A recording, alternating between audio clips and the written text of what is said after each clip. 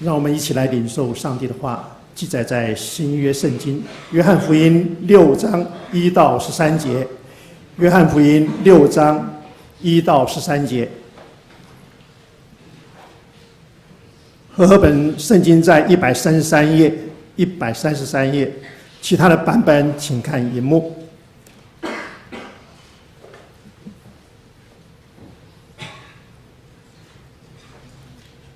这事以后，耶稣渡过加利利海，就是提比里亚海。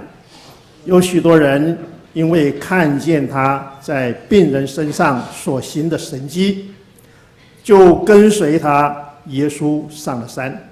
和门徒一同坐在那里。那时犹太人的逾越节近了，耶稣举目看见许多人来，就对腓力说：“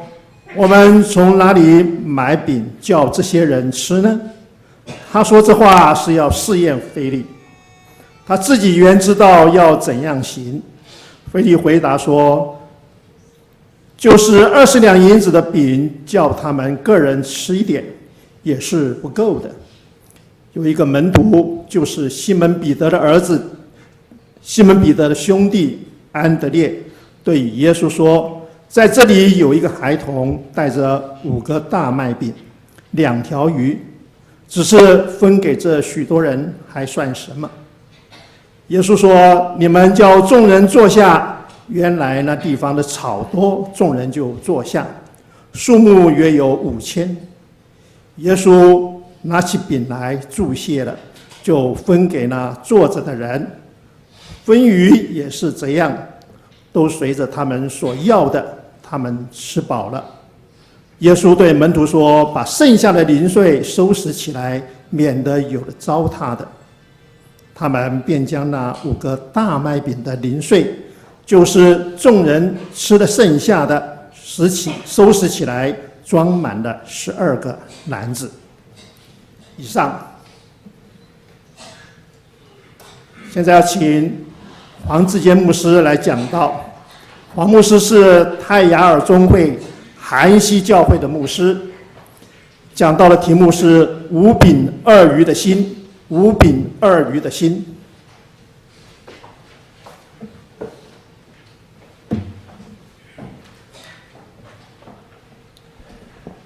迦南教会的陈牧师，还有许传道，还有教会的所有的长老执事弟兄姐妹们，大家平安。如果你们有注意到，刚刚在唱第2首诗歌的时候，牧师大概唱了2段，我就唱不下去了。我也不知道为什么2段唱不下去，就一直哭，一直哭，哭到不能自己。我很勉强告诉我自己说，一定要唱下去，但是灵里面就是唱不下去，一直哭泣哈。我相信透过这首诗歌，神也感动我，要为韩西教会祷告，也要为迦南教会祷告。我想这首诗歌为什么在那么多的地方没有哭，到迦南教会会哭？我也不知道到底神到底要告诉我们什么。上帝的心肠，我们知道他是一个爱的心肠。牧师虽然不知道我们每一个弟兄姐妹的需要，你们现在遭受的问题困难是什么，但是神知道。神是无所不能的上帝，上帝是无所不知的神，他知道。感谢上帝，让我有机会能够在迦南教会唱诗歌来哭泣，因为我知道我离开之后不常有这样的时间在迦南教会献诗，然后也为教会的弟兄姐妹，为迦南教会的福音的事工来哭泣。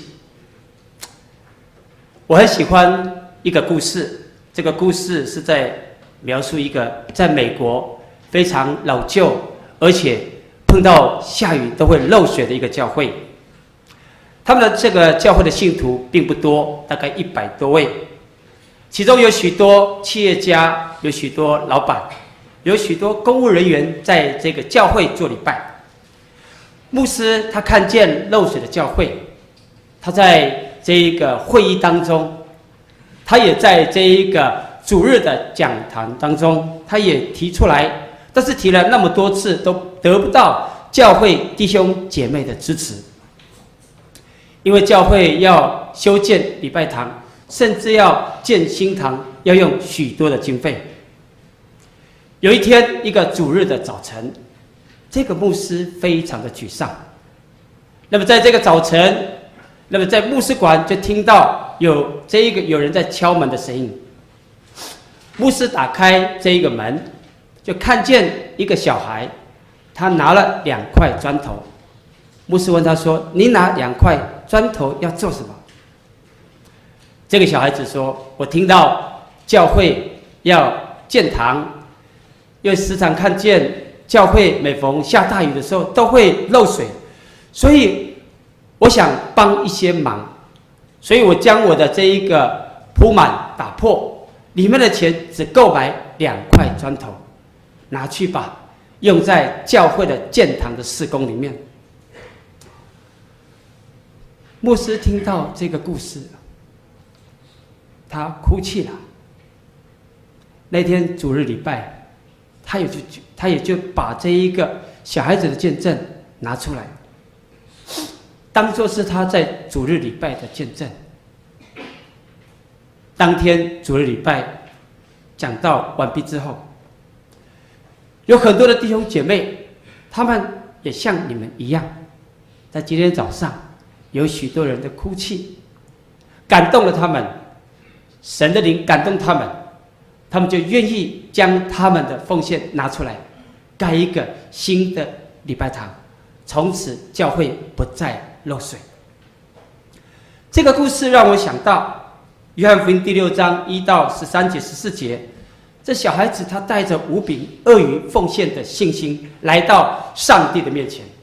足以喂饱5000个人。我想在今天这个早晨，我们一起来学习这小孩子他献上5饼2鱼的信心到底是什么样的信心。第一个，这一个孩子他所这一个奉献的5饼2鱼的心是一个毫无保留的信心。哈利路亚。约翰福音第6章第9节，我们可以看到是这一个小孩子主动他自己预备的，不论他从哪里出发，是他自己所预备的5饼2鱼来到耶稣基督的面前。按照原文希腊文的这一个翻译，这一个孩童他不是只有指一般的小孩子而已，他这里面还有更深的含义是，这个孩童有可能是指劳工阶级的孩子，一个在别人做长工的一个奴仆。所以从这个角度来看的话，这个小孩子他预备的5饼2鱼，要比有钱的小孩子预备的5饼2鱼还要来得更有价值，还要来得更有这一个有意义。这个孩童真不简单，这5饼2鱼，我相信对他来讲是非常重要的。有钱的小孩子，他随手都可以用钱去买吃的东西，但是对这个小孩子家，对这个贫穷小孩子的家，却是非常不容易的事情。他必须要自己存够钱，去买2条鱼，或者是去买5个这个无酵饼。所以这个5饼2鱼对这个小孩子来说，是意义非常重大，是非常宝贵的。小孩子他宁可挨饿，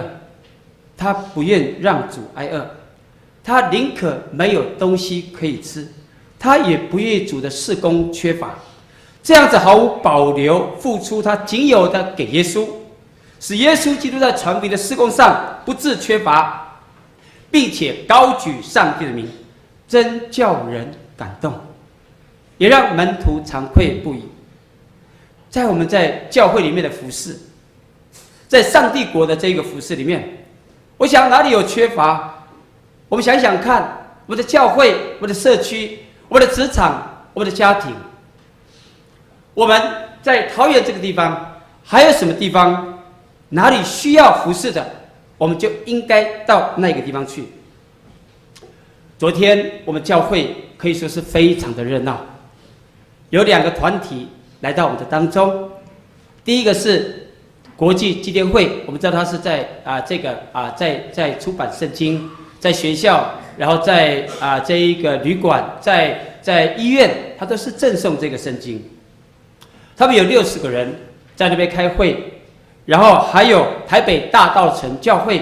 90个人，将近全部加起来150个人。然后他们中午都指定要叫我们韩西部落非常有名的泰雅美食。其实对我们教会来讲，一个主日礼拜不到大概75不到80个的教会，你说要招待150个人，而且是9道菜到10道菜，而且这些菜色除了鱼之外，其他9样都是在山上采的，或者是在山上抓的这些野肉的时候，对我们来讲是一个非常大的挑战。我不敢说是负担，是一个非常大的挑战。我们没有用板凳的方式招待一次就150个人15桌。所以当牧师想到这件事情，我也很有信心的就答应这2个教会。然后在这一个过程当中，我也会担心办得不好。当昨天的这一个日子要来到的时候，在前1-2个礼拜，我就看见有弟兄就爬到山上，带着背篓去找山猪，去找桂鸟，而且一次采不到这么多，是逐次找。而且桂鸟跟这个山猪，它不能留2天不能留太多天，大概3天4天，你要好好的保存。所以在那几天过程当中，他们找，然后呢找到之后就仔细的包在这一个报纸上面，希望它不会坏掉。不仅如此，教会的弟兄姐妹，他们有的就在2个礼拜、3个礼拜之前就到山上去看他们的这一个陷阱有没有抓到山猪有没有抓到这个野味？因为我们用的食材都是当季的食材，而且我们的食材都是在山上这一个上帝种的都不用什么这一个肥料，然后就长得非常的漂亮。那天来到的时候，就非常的感动，看到弟兄姐妹，有的早上他们要出去这一个有的那一天有事情，他们就很早5点多，我就听到有人就开始就准备搬东西，8点他们就离开去上班去工作。那接下来我又看见这一个时间到的时候，弟兄姐妹排桌椅的排桌椅，端菜的端菜，煮咖啡的煮咖啡，煮菜的煮菜，切肉的切肉，部落导览的做部落导览，洗碗的洗碗，清扫的清扫，解释菜色的就解释菜色，可以说是各尽其职。我看到弟兄姐妹哪里有需要，他们就往那个地方跑；端菜有需要，他们就往那个地方跑。那我也不知道谁要去指挥，但是我就看到，就有一个长老起来快点上菜，1桌、2桌、3桌、4桌，他们就知道自己的角色、自己的恩赐在哪里，他们就各自到不同的这个工作岗位去完成这样子招待教会弟兄姐妹的服事的工作。当我想到这样的事情的时候，完毕，我听到教会对我们称赞不已，然后他们非常享受我们教会带来的服事。我们一起思考，神的国度跟我们的教会，它现在目前最需要的是哪里？是儿童的事工，还是刚刚的敬拜赞美，或者是开车探访，或者是外劳外配、游民、妇女会、打周报、插花、招待、打扫、为病人祷告、安慰人、青少年的事工，或者是这一个关心牧者跟贫困弟兄姐妹，这些需要到底目前教会神的国度里面最需要的是哪一些？我们就应该主动的归队，进到这个里面来去服侍他。在这个过程当中也会有一些很大的拦阻，因为有人在服侍，就会有很多的意见，就会有很多的声音。当我听到这样的声音的时候，我告诉弟兄姐妹，这个破口就到这里为止。然后呢，不要定睛在人的身上，因为你所做的是坐在上帝的身上。哈利路亚！你不是因为人去服侍，你是因为神而去做。所以当我们看见神的国度，教会里面哪里有需要，我不晓得迦南教会现在需要的是什么，但是我相信在座的弟兄姐妹，你看到教会的需要，看见神国度的需要，你就归队吧，按着你的恩赐，按着你的能力去服侍上帝吧。第二个，这一个小孩子，他的这一个心到底是什么样的一个信心？可以说他遇到困境，仍然完全交托给主，他就是有这样的信心。约翰福音第6章5到7节，看见腓利服侍主的时候开始产生惰性，他看见5000个人那么多，这要如何去为他们准备吃的？一天下来这么忙，那么渴，那么热，众人聚集听耶稣讲道之后，最好礼拜完毕就离开了。有时候我们也是这样，办了很多的这一个聚会，最好是礼拜完毕大家都离开了，教会都这一个没有人，哇，我们也可以早点好像收拾我们的行囊，然后我们也可以离开教会。所以各位弟兄姐妹们，腓利就是这样子的心态。但是这个时候耶稣就问腓利，在约翰福音的第6章5到6节，耶稣说，我们可以看到这一个腓利，他说那么多人，我们去哪里找食物呢？耶稣是大有能力的，主知道如何做。圣经讲说主知道如何做，但是耶稣如果知道怎么做的时候，他为什么还要问腓利？乃是要试验腓利。当我们看到腓利他体贴肉体的需要，他想轻松一点，若5000个人留下来准备饭食，那么12个门徒必须要1个人准备400人份的这个食物。当时也没有 7-Eleven， 当时也没有这个便当店，当时可能他们也没有预备这么多的钱。天哪，到底该怎么办？所以腓利只有这样子来这一个对耶稣说，就是20两银子也不够，想用这句话去打发5000个人回去吃自己。我很少讲台语，回去吃自己的，回去吃自己的。我们没有办法，太忙了，服侍到很累。这是腓利及门徒属灵的困境。主看到了，他也知道，于是差遣卑微的孩子带着5饼2鱼来到他们的面前，来教导他们。虽然遇到困境，也要有全然交托主的信心。有时候我们在服事当中也会像腓利一样，就是说就是不够，再怎么样就是不够，理性告诉我们就是不够，经验告诉我们就是怎么样也是不够的啦。刚刚好像有原住民的话出来，不够的啦，好像什么都不够。韩西教会在2010年，我们也有这样子的，当初刚刚开始也有这样的心。面对教会信徒人数大概60到70个人，当时光是这一个教会的经常奉献之外，然后支持所有教会的一些这个水电各方面，那么没有多余的钱要去做教会的建堂的施工跟扩建礼拜堂。所以有一些弟兄姐妹，他会觉得说就是不够了，没有办法，连教会一般的经常费都已经刚刚好了，哪里有钱可以去做这个建堂的这个施工，而且是需要400万的，怎么做？但是我告诉各位弟兄姐妹们，经过牧长及弟兄姐妹同心合一服事和顺服上帝，我们看见神感动教会的弟兄姐妹，他们开始奉献。我们也看见神打开这个天上恩典奉献的这一个仓库，从东西南北，从外面的许多的平地教会，他们的这一个奉献，这一个排山倒海的涌进韩西教会，以至于现在将近2年的时间，400万的这个建堂的这个工作这个经费，到现在只剩下不到50-60万的经费。感谢上帝，让我们能够透过5饼2鱼这个小孩子的信心，让我们能够学习到遇到困境仍然要有全然交托给上帝的这样的信心。第3个，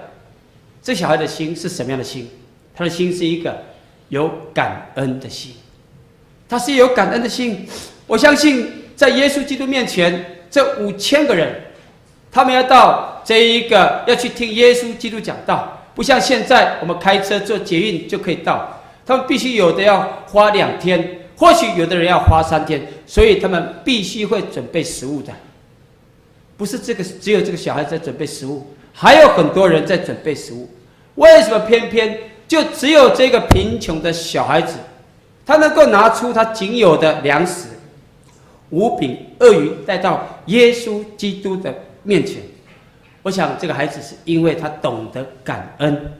他听到了耶稣基督的道，他懂得感恩，所以他就这一个拿出他自己仅有的5饼2鱼带到耶稣基督的面前。他听到耶稣基督的话，他就实际的就行动了。他听到这一个耶稣这一个所说的话，他就用行动来证明，向上帝来感恩。5个饼2条鱼，虽然在我们的眼里，在当时的这一些人的眼里不算什么，但是对于这一个孩童来说，他已经是将自己身上所仅有的都愿意感恩来分享他的5饼2鱼。这个孩童他看见这些不同年龄的，不管认不认识，不管是男女，不管是他们的身份地位是怎么样，他就是愿意拿出来他所仅有的。各位弟兄姐妹们，许多的人听了神的话，现在仍然在听，在神的事工里面最需要的时候，不愿意付出一颗回应感恩上帝的心。路加福音的第17章11节到19节，我们可以看见耶稣基督要到耶路撒冷，经过撒玛利亚，然后到在这个加利利去的时候，他在路上看见10个大麻风病的人，说：“耶稣啊，求你来医治我。”耶稣就医治他们。但是这10个大麻风病被医治之后，圣经告诉我们说，只有1个人回来，并且大声的荣耀归给神，又匍匐在耶稣基督的面前来感谢他。这9个人在哪里？这个9个人是不是我们？我们是不是能够像这10个大麻风病的那其中1个人？我们收到上帝的这个祝福，我们收到上帝的恩典。每天我们能够起来，能够呼吸到这个空气。我们每天起来，我们的这个脉搏还在跳动，心脏还在跳动。我每一天还能够看见我们所亲爱的家人，就要感恩了，就要感谢上帝了。哈利路亚！感谢上帝，在今天这个早晨，能够用这么简短的这个神的话语来跟你们分享。我想最后我再用一个故事做结束。有这一个见证，他的这一个见证题目叫祭坛上的拐杖。祭坛上的拐杖是一个美国一个教会他们有这样的意向，要去支持一个非洲宣教的工作，但是牧师连续讲了几个礼拜的讲道跟报告，却无法感动弟兄姐妹来支持非洲宣教的工作。牧师当然非常的沮丧。这个时候礼拜天牧师继续来分享这样子的这一个意向。那么那一天早上的主日礼拜，就有一个小女孩，当奉献的时候，就从后面，她想到她身上仅有最宝贵的，就是那个支撑她行走的拐杖。奉献的时候，他就一拐一拐的带着拐杖，然后呢，把这个众人就看见这个小孩子到底要做什么，他就一拐一拐的走到台上，然后将这个拐杖放在这个奉献箱上。众人看见，就问这一个小女孩说：“你把拐杖放在奉献箱上面做什么？”她说：“我现在能够行走，完全是靠这个拐杖。我全身上下最有价值的就是这根拐杖，我就把这个拐杖奉献给上帝。”当他把拐杖一放在这个奉献箱上的时候，他听到这个小孩子的这一个见证之后，许多人就流眼泪，一个一个的到前面，将他们所有的来资助、来奉献这个非洲宣教的工作。同时，最后其中一个弟兄，他用100块美元也把那个拐杖赎回来，然后还给这一个小女孩。各位弟兄姐妹们，这女孩真是奉献了她所有，献的比别人多。因为神不看外表，乃看愿意完全为主付出的信心。圣经说了一个故事，耶稣进到圣殿里面，看人是如何奉献的。然后呢，看见有钱人他是许多的钱投在这个奉献箱里面，但是他同时也看见这个寡妇，他就奉献2个小钱，而且很清楚的听到咚的声音进到这个奉献箱里面。但是主耶稣基督认为众人的奉献是这一个有剩下的才投入奉献箱里面，寡妇是将一切养生的都投入在里面。奉献不仅将钱献上，你还要把你的信心献在里面。哈利路亚！让我们一起来学习这个孩子5饼2鱼的信心。面对神国的需要的时候，他毫无保留的付出，他遇到困境完全交托的信心，然后最后他仍然保有一颗感恩的心。愿上帝祝福迦南教会的弟兄姐妹。我知道这一个教会在社区的宣教工作做了很多，我更知道贵教会也特别就是感念原住民教会的需要，然后呢，1年当中有几次的这一个请安报告。海西教会何等有幸能够这一个经过这个迦南教会给我们这样的机会来做见证分享。愿上帝祝福你们。我们一起低头来祷告。我们在天上的父神，主你是信实的，你是公义的。主啊，我们看见一切我们日常生活所需的，主啊，都在你的手中。耶稣基督，你是我们的至宝。主啊，我们看见主啊，你的这一个名被高举在这个地方。主啊，求你翻转，主啊，求你改变，求你这一个更大的这个恩膏在这一个迦南教会的牧长子的这个弟兄姐妹的身上，好让这个桃园市的地方，因为有迦南教会，主啊，他们得到更多的这一个神你话语的能力。主啊，我们看见有更多的人愿意来到这个教会来认识你。谢谢你，祷告奉靠耶稣之圣名求的，阿们。